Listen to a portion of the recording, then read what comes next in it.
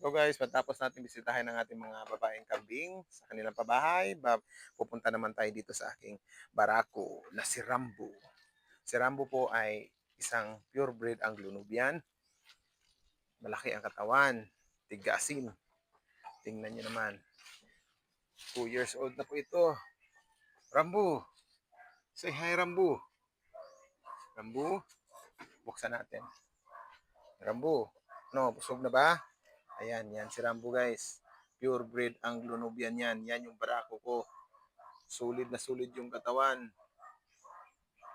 Binili ko sa isang sikat na farm dito sa amin, Cebu.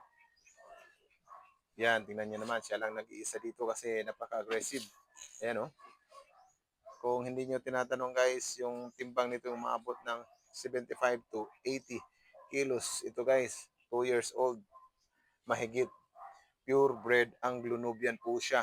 Yung pakain ko sa kanya is yung tahop, bagaso, asin, saka tubig lang. Saka sinasampay ko yung mga dahon ng germelina, niyog dito. Saka simple lang guys. Yun, ilaan nyo lang yung oras nyo dito sa pagkakambing.